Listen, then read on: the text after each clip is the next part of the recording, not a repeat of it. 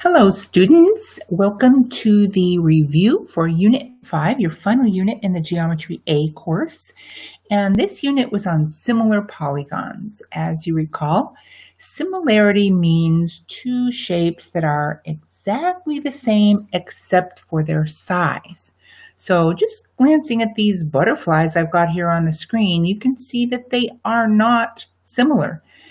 In everyday English language, we'd say, oh, they're similar. They look a lot alike, but you can see they are not exactly the same. True, their sizes are different, but so are the patterns, as are the patterns of every butterfly. But let's talk about what this means in geometry and if we can come up with a more precise definition. First of all, when two polygons are similar, they are exactly the same, as I said, except for the size, but the sides of the polygons must be in a ratio, and the ratio is consistent between every part of the two polygons. Now, ratios compare two numbers. They can be written as a fraction, they can be written with a colon in between, here are some examples, and they can be written with the word 2 in between. So don't get confused and think that one of these is a fraction, one of these is not a ratio. They're all different ways to write a ratio. Ratios should compare numbers using the same units. That is, 15 minutes to 2 hours should be changed to 15 minutes and 120 minutes. That's the way we understand ratios the best. Ratios should be reduced to simplest form, just like fractions, and you can treat them mathematically just like fractions. A ratio of 4 to 8 would be written as a ratio of 1 to 2. Now, 2/3 to 3/2 is a ratio, but it's kind of confusing because we've got a fraction on one side and a fraction on the other. So we can actually simplify this by multiplying both fractions by 6. I chose 6 because both of the denominators are factors of 6, and if I multiply each of them by 6, they will make a whole number. 2/3 times 6 is 4, and 3/2 times 6 is 9, so the way to write this ratio would be 4 to 9. Now, another word that you learned is a proportion. Proportions are related to ratios, but proportions set two ratios together with an equal sign.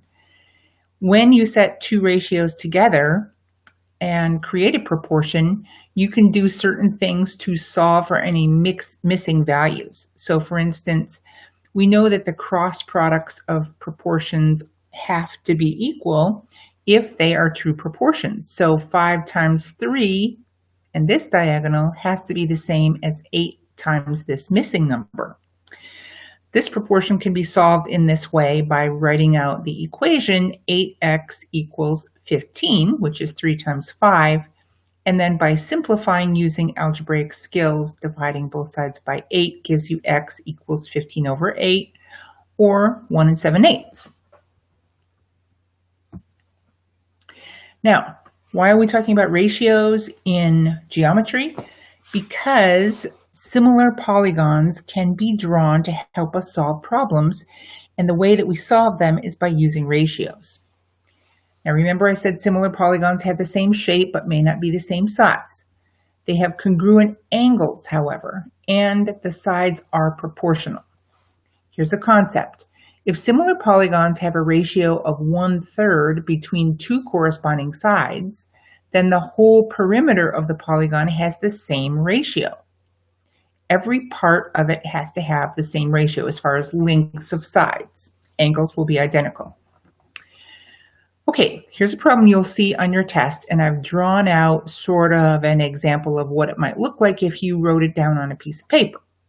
The sun creates shadows on objects at the same angle because it's far enough away that we can't just move from one place to another and have it be a different angle. Objects stand on the ground at a 90-degree angle. If we slanted, we'd kind of fall over. This creates similar triangles with proportional sides. So you can see the angle that I'm measuring with the sun by this little yellow line is going to be the same no matter what size the object is that's standing. And because it's the same, it's going to create shadows that are also proportional. So this automatically by nature provides us with two similar triangles. Now, if the height of this boy is 5'6" and his shadow is 2 feet long, you can find the height of this pole that's standing beside him if you can measure this shadow. The shadow has been measured at 2 yards long. So we're going to set up the ratios. We want to convert everything to feet first so that everything's consistent. And so the boy was 5 feet 6 inches, which is 5.5 feet. I put that on top. And then I put the length of his shadow underneath. It was 2 feet. I don't know the length of the pole, but I want to put that on top because that's the length of the thing that's standing, and it corresponds with the boy at 5.5. And the length of the shadow converted to feet is 6 because it was 2 yards, each yard having 3 feet. Now I can cross multiply. 5.5 times 6 going across this diagonal should be equal to 2 times x if this is a true proportion. Simplifying 5.5 times 6 is 33. If 33 equals 2x, then dividing by 2 will give us 16.5 equals x. So the pole is 16.5 feet tall. This is a very typical question that you'll see in geometry, not only on this unit test, but probably on your final exam and any place else that you are tested for math. Now, here are some theorems that are useful when we're talking about right angles, which is what we talk about when we're talking about the type of problem we just finished. Right angles satisfy the Pythagorean theorem. In other words, this equation is always true for right angles. A squared plus B squared equals C squared. A and B are legs of the triangle on either side of the right angle, and C is the hypotenuse. Now, there are a lot of ways to use this theorem. In fact, we use it clear back in last unit. You can find length of a missing side using the Pythagorean theorem. You can find out what proportions triangles have, and we'll talk about these special ones in a minute. But let me just work this problem out for you. If you were not familiar with the Pythagorean theorem, let's see what this would look like. First, determine which one is the hypotenuse. This long diagonal side across from the right angle is always the hypotenuse, so that's going to be our C. It doesn't matter which of the sides, is A and B, so we'll just set this one up as A, this one is B, and then let me put my C back because it went kind of hyper there. Okay, so substituting in the equation for A, I've got 5 squared. And for B, I've got 8, so that's 8 squared. And that's going to equal x squared because we don't know the length of the hypotenuse. If we square these numbers, we get 25 plus 64. Adding them together, we get 89 for the value of x squared. Now remember this last step because a lot of students forget.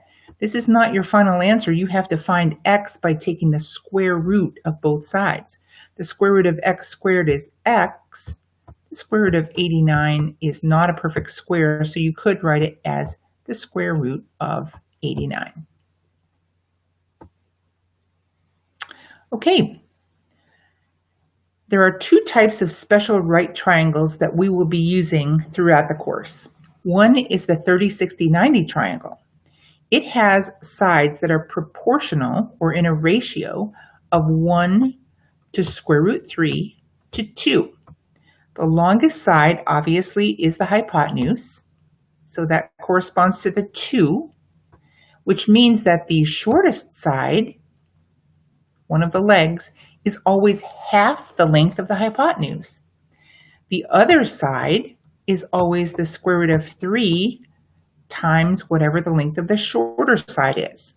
So here we only have the shortest side. And how do I know that's the shortest side? Because they've only given me one piece of information, and that's that this is a 60-degree angle. Well, I know that there are 180 total degrees in a triangle, that if I take out the 90 degrees, there's 90 left for the other two angles. 60 takes up part of that, and 30 would be the other. The shortest side is always across from the smallest angle, so this 8 is the shortest side. That's going to correspond with the 1 in my ratio. Now, whatever the shortest side is, if I multiply it by square root of 3, that is the length of the other leg. So that would be 8 square root 3. Oops, that's not a 3. Let's see if I can erase that. Yeah, okay. And the hypotenuse will have the ratio of double the short side, or 2 times the short side, so it would be 16. So without doing any Pythagorean theorem or any figuring, with just one little piece of information, we can figure out the lengths of all 3 sides. Now, another handy triangle is the 45, 45, 90. You can see this is an isosceles triangle, so if you know one of the short sides, not the hypotenuse, if you know one of the short sides, you already know the other one because they are identical. They have 2 identical sides. In fact, the proportion is 1 to 1 to square root 2. So whatever the length of the legs are, the hypotenuse will be that length times the square root of 2. So in this case, 7 square root 2 is the length of y. In a 45, 45, 90 triangle, just make sure that you check to see if the angles really are 45. And if they are, then you know that the sides across from those 2 identical angles will also have identical length. Now, let's switch to some 3D work and talk about diagonals. You can have a diagonal in a flat polygon, or you can have a diagonal inside a 3-dimensional shape. This one is a problem from your test that talks about the diagonal of a rectangular prism. And the theorem says that that length is the square root of the sum of the squares of each side length. What? Okay, so let's talk about the square length. What I've done is I've drawn the diagonal here from top corner to bottom corner, and I can sort of see that that is the hypotenuse of a little triangle that I might have drawn inside the prism. So the 2 lengths that they're talking about, the squares of each side length, are going to be the lengths of these little triangle that I drew. So the reason why this works is because we're finding the diagonal of the flat bottom of this shape, and that's going to be one of the legs of this right triangle, the hypotenuse of which is the diagonal of the prism.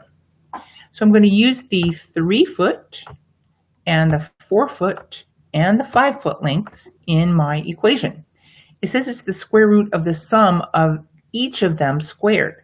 So I just set it up as 3 squared plus 4 squared plus 5 squared inside the square root symbol. Simplify by squaring the numbers to get 9, 16, and 25, adding them up to get 50. I could leave this answer as square root 50 unless I'm asked to simplify it. And because I know that 25 is a perfect square and it's a factor of 50, I can rewrite the square root of 50 as the square root of 25 times 2. And since the square root of 25 is 5, I can pull that outside of the bracket, and my simplified length is 5 times the square root of 2.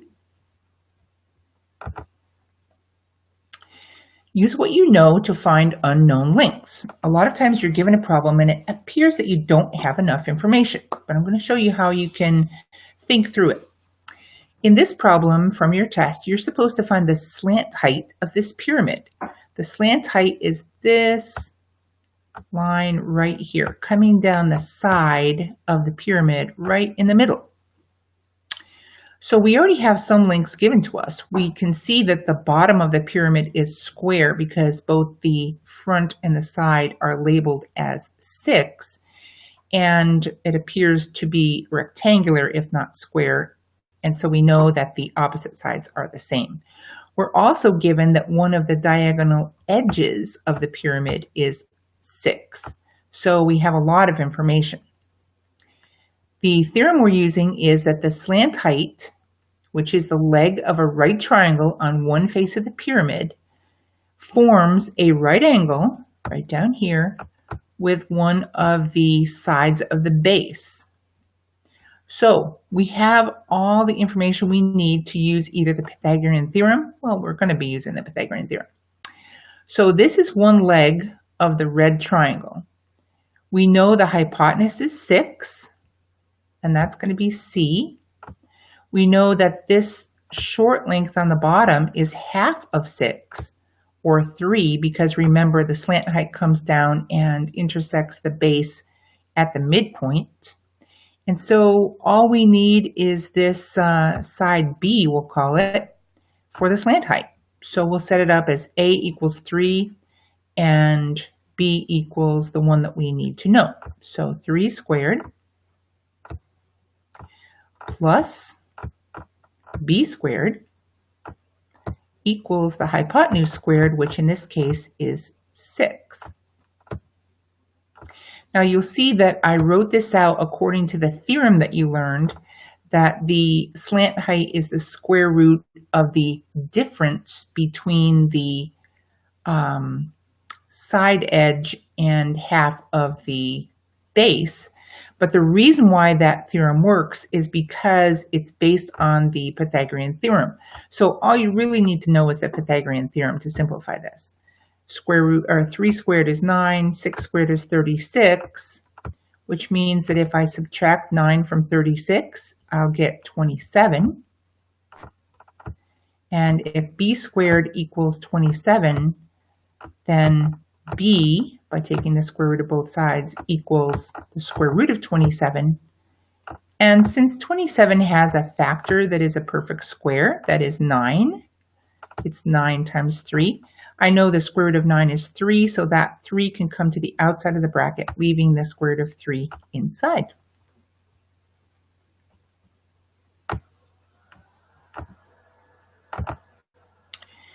Now, we did dip into trigonometry just a little bit, but if you're really interested in trigonometry, you may be interested in taking a different course beyond this, Algebra 2, which deals a lot with trigonometry. It comes in very handy because instead of using the Pythagorean theorem all the time to figure out angles and figure out sides, you can use these fantastic trigonometric ratios.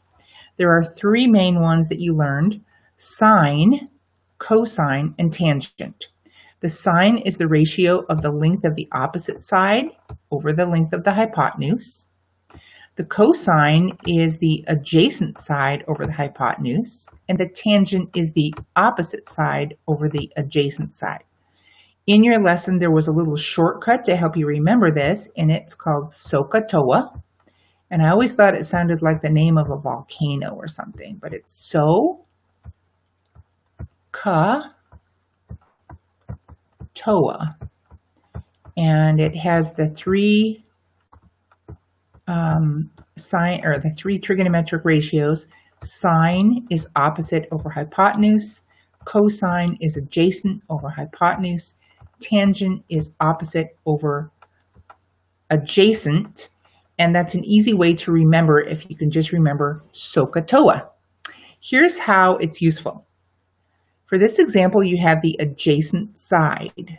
So we've got an angle here, which looks like it is 70. We have an adjacent side, which is 800, but we want to find the opposite side, which is the height of the airplane. So the problem asks you, hey, you are peering from a ship or from the land at a 70-degree angle, 800 feet from the shadow of the airplane, and you want to figure out how high that airplane is flying above the ground. So because you have an angle and the adjacent side, and you want to find the opposite side, you want one of the equations that uses A and O. And the only one that will work for that is TOA, tangent. So you know that the tangent of 70 degrees is x over 800. Now, how can you figure this out from that information? Well, in your calculator, and you were taught how to do this, so if you still have questions about it, let me know. You can put in 70 into your calculator, hit the tangent, and you get a value, some kind of decimal, and then you would multiply that decimal by 800, and that would give you the height of the airplane. Okay, for the second example, you have the adjacent side, but you need to find the opposite. So it's exactly the same setup. It looks different, but the equation is very similar. You have the angle up here, and you are given that the boat is 30 feet high, but you want to know the distance that the boat is from this iceberg so that you won't hit it.